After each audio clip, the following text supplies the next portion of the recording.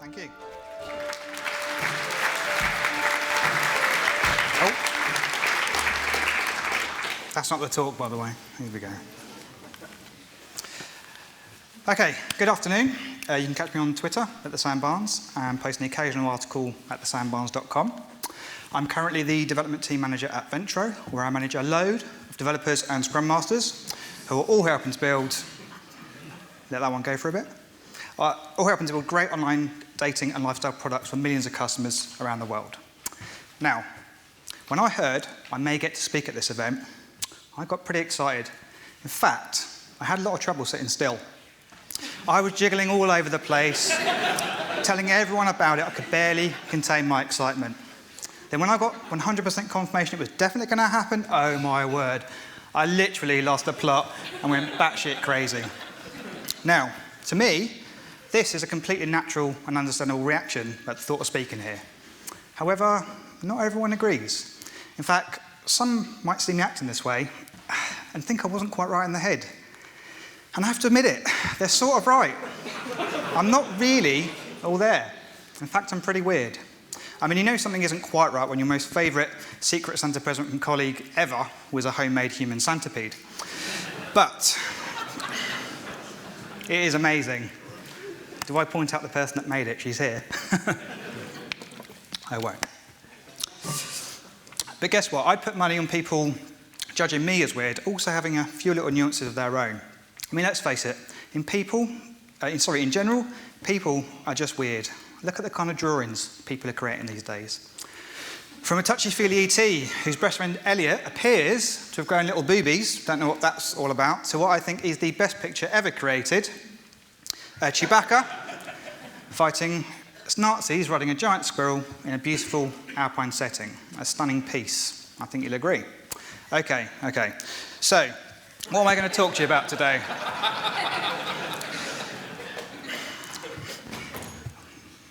Always gets a good laugh, that one. I'm short. Well, I want to talk to you about working with human beings, specifically how unique each of us are, and yet how often during our working day we don't fully appreciate this. From what I can see, right now we're focused on things like flexi-time, office environments, remote working, and 20% time, and a load of other things that are all designed to break away from industrial factory traditions.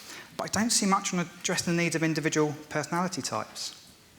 Yes, there's neurolinguistic programming, the Myers-Briggs test, and a load of other tests that workplaces subscribe to. But let's be honest, most of us, we take these tests, we see our results, the results of others, we make a firm commitment to adhere to all of the interaction rules that are laid down, and then within a week or two, we're kind of back to being who we were before.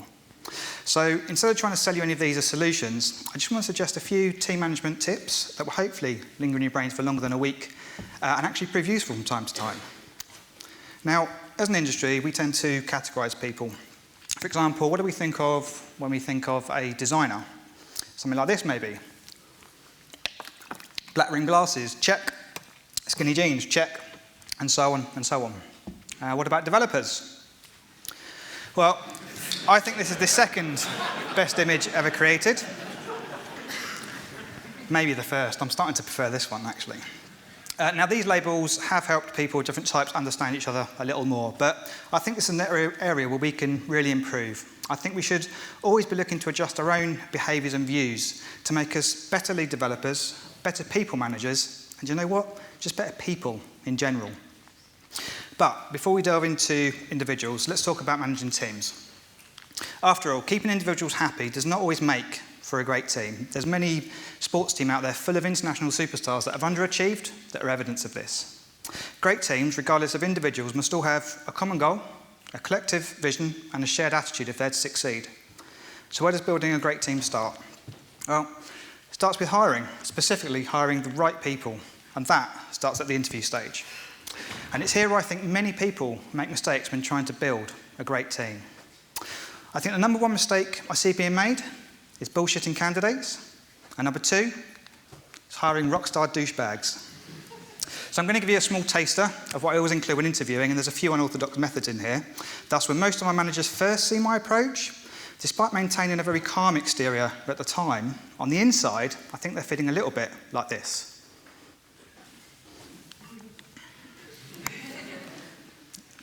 Goes on and on. Freeze. Good. But for me, these approaches have always got good results, both in terms of the people that I hire and, just as importantly, in the people that turn me down and that I don't hire. So once I've settled in the candidate, at some point I'll ask them the question.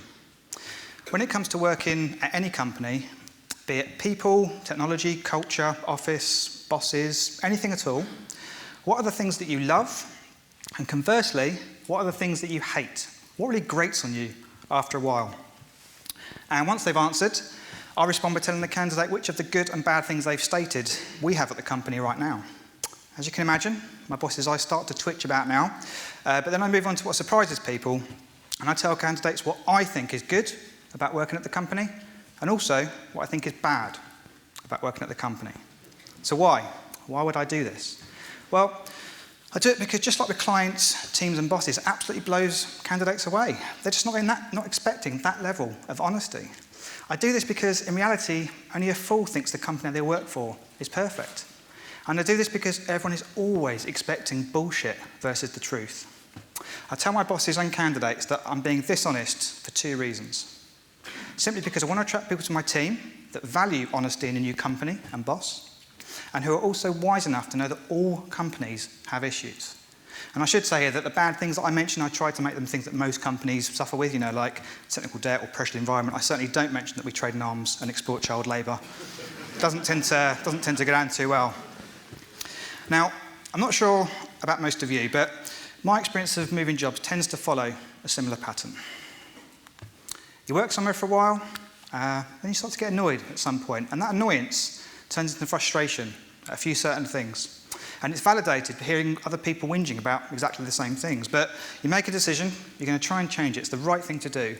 But this is notoriously difficult, even at a very, very small company. So at some point, you're probably preparing and you get ready to move on. And eventually you go and everything's great. Everything's great. Everything that was broken is now fixed. Brilliant. And 1 month, 2 months, 6 months, whatever it is, life's just great. But then after a while, you start to notice some things. And these are things that were fine at my last place, but they're broken here. What's that all about? And then round and round you go. Did that in the States? Nothing. In other words, often my experience of change jobs can be summed up by this. The grass isn't always greener on the other side. It's the hop in the fence that's a temporary thrill. Now, of course, I'm not saying to never, ever get a new job, but just that it's wise to assume that your new company won't be perfect. And that's why I tell candidates what's a bit crap about working at my company. I tell them because if I don't, and they join, and I can't make those bad things better or go away, there's a high chance that's going to really piss off my new hire, and that's where disillusionment starts. And disillusionment is a really, really subtle thing, and often starts a lot earlier than people realise. Most new hires, by the very nature of being new, they won't necessarily voice his opinions early on, and thus by the time they do, i.e. put you in a position where you can do something about it, it can be really difficult because they've already formed those foundation views. Now, the methods I'm talking about here mirrors my approach to client management, and it's also how I conduct myself with teams and bosses for the very same reason, because ultimately, bullshit is pointless in the long run. For some weird reason, it seems to have become the standard when hiring to bullshit the candidate to make them think they're joining the most perfect company in the world. They're not. In the film, Good Will Hunting, the absolute legend that was Robin Williams says something that I think sums up the truth about what to consider when deciding to join a new company or not. He says this: "You're not perfect, sport, and let me save you the suspense. This girl, or job, or company that you've met, she's not perfect either. But the question is whether or not you're perfect for each other." I know it sounds counterintuitive, but it really works, and I do use this approach. As one of my team once answered when asked to name one of his favourite things about working at our company, he said this: "The honesty. It started at my interview and never stopped. I'm really grateful that my boss is always honest with me. I think it rubs off on the whole team and means that there's a great environment of mutual respect." And yes, he got a nice little pay rise for going on record with that quote. It's fine. It's PR, right? So, the second part of my hiring process has actually been named by my team. And that name is the douche test. So, why has my interview approach even been given a name? Well, it's because I make absolutely no attempt to hide my second rule of hiring, and that is to never hire rockstar douchebags, no matter how talented they are. Now, of course, this is a really easy thing to say, but what does it actually mean?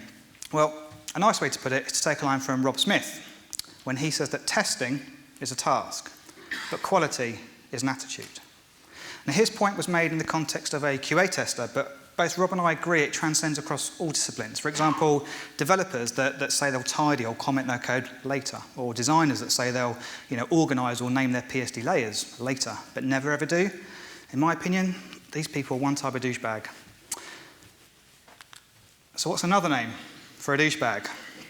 Any guesses? That's right, an arsehole. Now, unfortunately, I don't have time to go into the full specifics of the douche test, but ultimately it tries to identify if the candidate is an arsehole or not. That's never got laughed before. I'll take that one. And that's because, quite frankly, an arsehole is someone that can cause huge issues for your team. Yes, an arsehole can, be insanely talented, and they can produce amazing work. But if they're producing equal amounts of bile or negative vibes, and you can see your team changing before your very eyes, I'm sorry, this person is simply not worth it. Or as Nathan Harvey says, I don't care how good your engineer is, if they're an arsehole, fire them. Absolutely. Now, while this might sound incredibly harsh to some, getting rid of arseholes in your team is just as critical as adding nice people to it. Because just one or two of these people have the potential to destroy your entire team's morale, and that can be fatal. I've seen it myself on several occasions, and it's always so shocking to see how so few can damage so many otherwise positive, happy people. So, once you've created your douche-free team, how do you make them awesome? Well, I think team bonding and monitoring can help an awful lot. So, onto team bonding. There's a load of things you can do out there, right from the classic go away with your colleagues for the weekends, spend it in a log cabin and play trust games where you fall backwards and they catch you, or probably fantasize about that and you hit the floor and do a little pee in your pants. But me, I prefer more practical methods that can be done in an office and don't take all day. But before I go on to these, I have to give credit to one of my old Scrum Masters, Miss Alex Osborne, because she introduced me to these techniques after a course a few years back. Now, remember when I said people are weird? It doesn't get much weirder than this picture of Alex and I. And this isn't cropped. Generally how the photographer framed the shot. On Facebook, in case you hadn't realised, she added a nice caption, "It's funny because we're freaks in nature."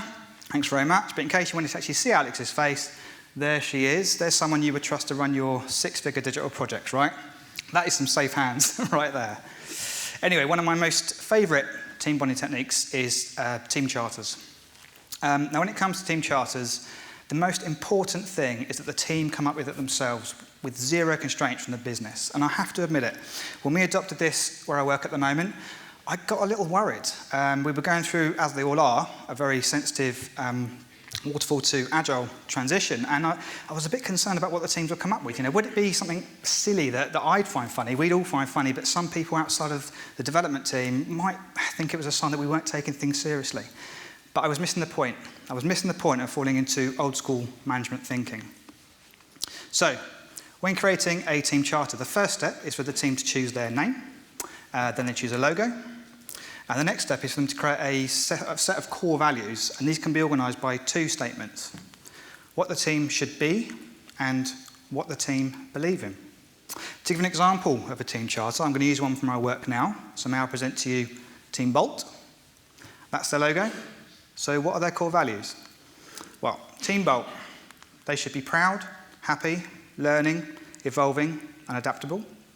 And Team Bolt believe in communicating, best practice, supporting, positivity and teaching. And this really, really does work. And it's the very beginning of real team empowerment and self-organisation because they did it alone. And once a team has a charter, because they did it alone, you quickly see them becoming very proud of their team identity, and that makes them such a better working unit. Also, establishing a team's core values can help monitor performance using a really simple method called a team radar. So, a team radar is simply a team's core values assigned to a chart. Something like this. Quite really, really simple. So during each post-mortem retrospective, at the end of your cycle of work, however you work, you simply get the team to score themselves between 0 and 10 on their core values. And in doing so, it gives you an immediate visual representation of how the team performed and how it compared to previous results. So for example, sprint 1. Well, looks okay, you can't really tell much from it, they're sort of happy, fine. But after sprint 2, Okay, well, everything improved but happiness. So what happened there? Well, the chart's not actually going to tell you that, but what hopefully it does is it just identify really good key talking points that can hopefully lead to improvement. In sprint 3, I stepped away from the team and everything got better, which I don't really understand. It's as if they don't need me, which that can't be right. Anyway, so far I've concentrated on building and managing teams, but now I want to talk about individuals and the topic that was the genesis for this presentation. So I'd like to talk to you about introverts and extroverts. This topic means a lot to me, because for most of my life, I thought there may be something wrong with me, and this was validated by other people constantly telling me so. That's never got a laugh either. What's that? Okay. So why did people say this, and why do they say it even now? Well, simply because I like to be at home and I cherish time alone. Bear with me. Oh, there's me. My parents used to look for me on holiday, and they wouldn't know where I was. They'd look left, look right. My brother was there playing with his new friends that he met on holiday. But where's Sam? Well, there he is, in his little Speedos, quite happily playing alone. And the key word there being happily. I kid you not, even now, when I'm invited to a club or a party, this is pretty much how I react most of the time.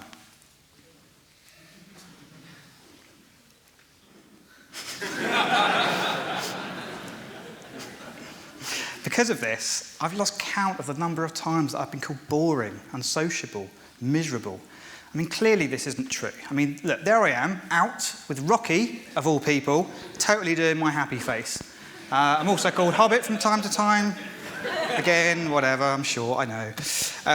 But in all seriousness, for a long time, I didn't feel there was anything wrong with me, but it's really hard to convince other people of this. Then one morning, a few years ago, I'm getting ready for work and TV's on in the background and my attention suddenly fixes to it. And this was because I caught part of a sentence of an interview and I hear the words, "I prefer staying in," and that's okay. And this turned out to be a really big moment for me. The person being interviewed was Susan Cain, and she was talking about her book called Quiet. And the book explores the subject of introversion, and it completely blew me away. It completely changed how I think about me and other people forever. Not only did I realise there was nothing actually wrong with me, it was okay to be me, but I also realised how very wrong I'd been about other people that I'd previously judged. These were the ones who kept inviting me out or putting me down with derogatory comments. I can admit it, I thought that these people were the kind who had nothing better to do in life, no hobbies, nothing constructive to do in their spare time, and so they literally followed the pack and went drinking to drink their lack of life purpose away, and that's pretty damn harsh, I know. It's important to admit this stuff though. But reading the book Quiet and subsequent books and articles showed me that, it changed all of this. It showed me that both me and the party animals were doing exactly the same thing. And I was judging what normal was, using me as the benchmark for normal. Seriously, just think about that for a second. In effect, what I and the party animals were saying was, if you're not like me, you're weird. I mean, just how egotistical is that? And I think it's just this kind of judgmental attitude that will almost always have the same result. If you repeatedly criticise someone for liking something you don't, they won't stop liking it, they'll stop liking you. So true. So in the short time I've got remaining, how best to explain introverts and extroverts a little more? Well, if you ask most people to describe an introvert, they'd say they were shy, timid, quiet, and weak. Whereas an extrovert is often thought of as loud, brash, confident, and strong. But it turns out it's got absolutely nothing to do with how we look or how we act, and instead has everything to do with how we react to stimulation and recharge our energy levels. Or as Susan Cain puts it in her brilliant TED Talk, The Power of Introverts, extroverts really crave large amounts of stimulation, whereas introverts feel they're most alive, they're most switched on, and they're most capable when they're in quieter, more low-key environments. In other words, when I go to a club or party, after a short while, I start to feel very, very drained. I'm climbing the walls. I just want to get out of there, back to some peace and quiet, get home, watch a film, read a book, something like that. And once I'm home, I really begin to relax. I begin to recharge, and after a short while, I feel really, really good again. Likewise, if you keep an extrovert at home for any length of time, they'll quickly start climbing the walls. Okay, they're going to quickly feel drained. and they just want to get out and see someone and do something. And once they get out, they begin to relax, they begin to recharge, and after a while, they feel great as well. So the bigger lesson that I've learned is that how I feel when I go out and when I stay in, other people feel completely the opposite. Yet for some reason, we both feel the urge to judge each other as weird. So why am I talking to you about this at a technically focused event? Well, because as lead developers and people managers, almost our entire job is based around managing, collaborating, and interacting with other human beings. And we're a really weird bunch, with so many big and little differences. Thus, I think the more you understand our species, the better a lead you shall become. I also think the digital industry has a high proportion of introverts than many others. And I really want to raise awareness to the fact and educate about it, because so many CEOs, salespeople, account managers, digital project managers, and even some lead developers are often more extroverted. And they're put in positions of authority, running teams of production people with developers, copywriters, so on and so on, who tend to be more introverted. And it's for this reason, in over a decade in this industry, that I've seen introverts and extroverts judge each other so wrong. And I think it's time to change this. I think it's time to start to raise awareness of the fact that judging others by the benchmark of us is such a big mistake, and it leads to conflicts and cliques developing. So, very quickly, a few more facts about introverts and extroverts. Okay, well, no one is a pure introvert or extrovert. We all exist on a scale. We do move on that scale on a daily basis, maybe even over the year, but generally in life we reside around 1. Those in the middle of the scale are called ambiverts, and they're said to have the best of both worlds. Neither being an introvert or an extrovert is a bad thing. Both have pros and cons. But introversion has developed a negative perception, mainly due to strength in numbers. Essentially, 1 in 3 people are introverted, which makes us a minority. Power to the people and all that. Okay, a few famous introverts you might not realise are one. So you've got J.K. Rowling, Bill Gates, Albert Einstein, Audrey Hepburn, Steven Spielberg, Barack Obama, Tom Hanks, Marissa Mayer, Clint Eastwood, Harrison Ford, Hillary Clinton, and Abraham Lincoln. Don't be fooled. Although this is a drawing, I have it on good authority, this actually happened. That is... You see why he's famous, right? But no, these famous people, they're not necessarily shy, timid, or weak. In fact, far from it. It just means that these are people that prefer quiet to noise. They just prefer solitude and deep thinking versus lots of people around them and noise. Not that long ago, in history, there was no concept of introversion or extroversion. In fact, it was only around the turn of the 20th century, when corporate America began to boom, that a huge shift occurred. And it was fueled by the transition from agricultural to industrial, where people went from living on isolated farms to urban environments, where the boardroom became a thing, and you had to be allowed to be heard there. Historian Warren Susman described this shift as a culture of character changing to a culture of personality. In other words, a culture of appreciating who we are deep down was replaced by a culture of how we're perceived by others. Susman also compared the most commonly used words in a personality-driven advice guide, how to be happy, how to be successful, between the late 19th century and the early 20th. So in the late 19th, you see this. These are the most commonly used words in guides on how to be more happy, basically, more successful. Integrity, duty, work, honour, reputation, morals, citizenship, and manners. Now, if you compare that to just the early 20th, there's an awful big change there. These are the most commonly used words in the same things in the early 20th. A bit different. I think that's a very big point, that one. But aside from cultural changes, where you land on the introvert and extrovert scale is also partly to do with biology. For example, remember how I said the primary difference between introverts and extroverts is to do with stimulation? Well, in your brain, you have something called the reticular activating system, or RAS, which responds to all sorts of stimuli, right from food right through to social contact.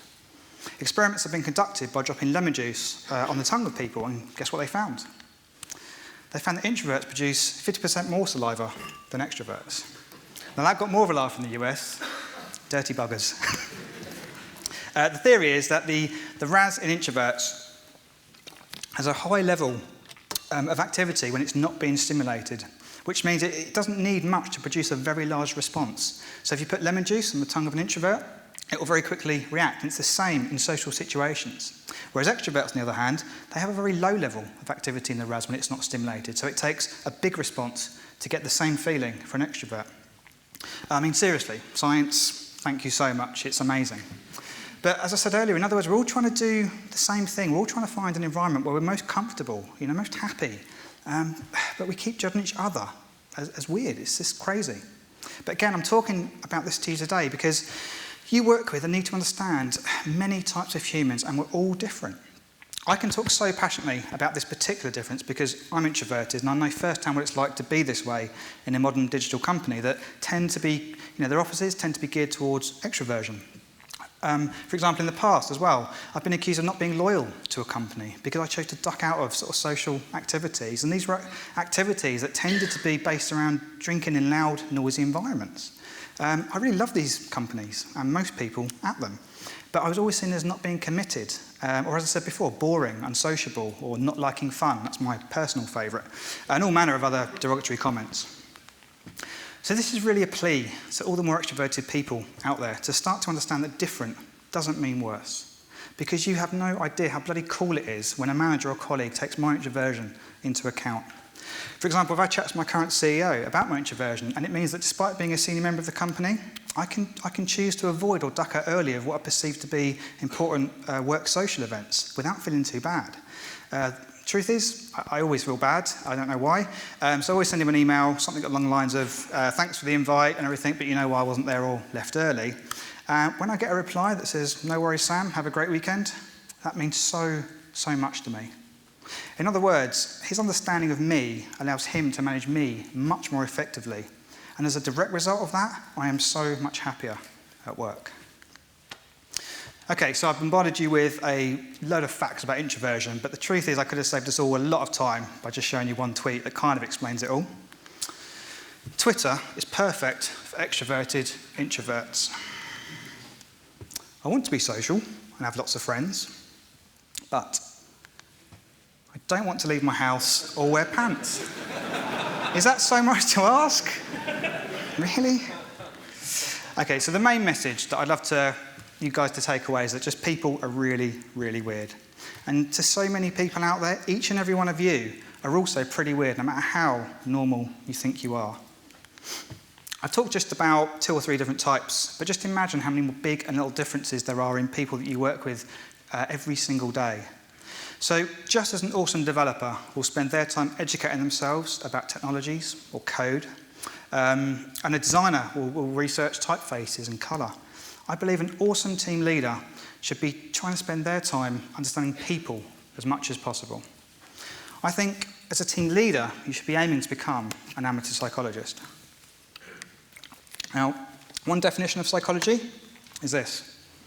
Psychology is a science-based profession and is a study of people, how they think, how they act, react, and interact. It's concerned with all aspects of behaviour and the thoughts, feelings, and motivations underlying them. But with a few small tweaks, team management is a profession where it's important to study people, how they think, how they act, react, and interact.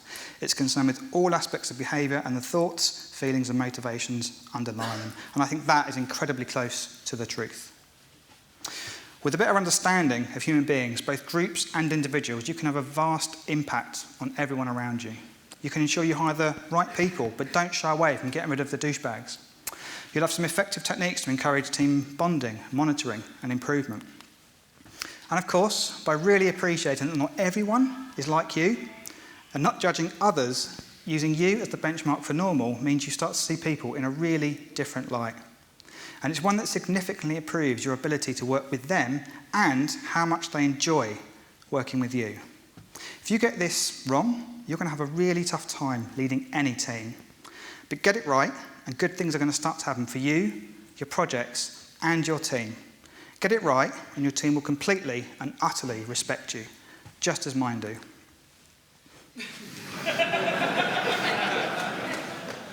Thank you.